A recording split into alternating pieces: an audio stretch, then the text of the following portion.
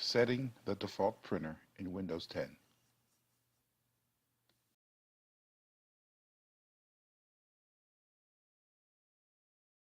Hey guys, welcome to your computer training session with Coach Marcus. Today I'm going to show you how to set your default printer in Windows 10. Okay, let's get right into it. Move your mouse down to the Windows bar and click on the Windows icon. Go to Settings, which is this gear right here. Select that. Settings will come up and you want to choose Devices. Once Devices comes up, you want to select Printer and Scanners. Click on that once and you'll see your list of printers and scanners on the right over here.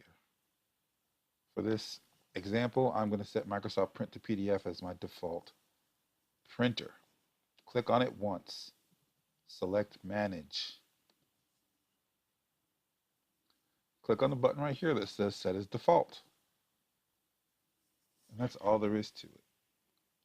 Let's run through that again one more time to make sure we got it. Repetition is the best way to learn.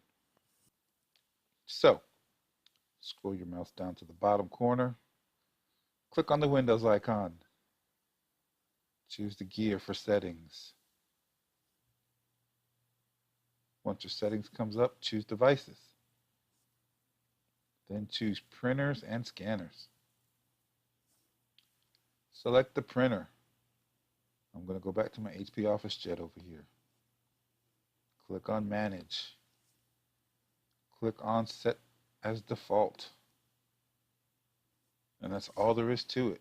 You now have changed your default printer in Windows 10. Well, that's it for today. Please let me know what else you'd like me to explain or teach you. Coach Marcus will do what he can to share the information. Click on like down below and subscribe to my channel and send me a comment on what you'd like me to work on next.